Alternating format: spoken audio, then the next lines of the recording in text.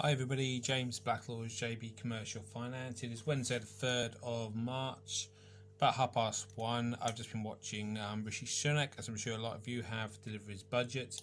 A lot to get through there. A lot of it was leaked beforehand, a lot of it wasn't. I'm not going to go into a majority of it. We'll all get our updates over the next day or so, next 24 hours, and I'm sure a lot will be dissected. But the one thing I want to talk about is obviously my remit, which is the business loan schemes. As suspected, and as I've mentioned several times over the last few weeks, the Sybil's loan scheme and the Bounce Back loan scheme will not be extended, albeit there was a rumour it would be extended for a period. They're going to go as originally following the previous extensions at the end of March. They'll be replaced by a new recovery loan scheme, which seems on the face of it to be very similar to the old enterprise finance guarantee scheme.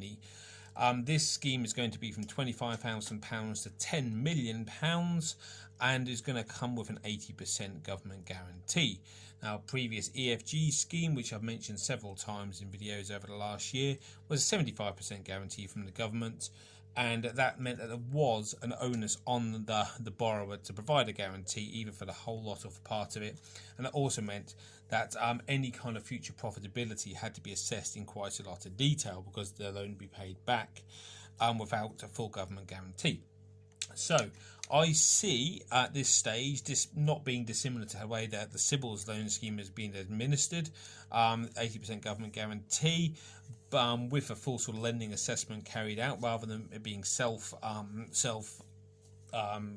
underwritten, if you like, by the self-certified, let's put it to them after, self-certified by the borrower. So I think it'll be a lot more stringent than that. How it's going to work, first of all, with eligibility, is it going to be based on turnover? We don't know.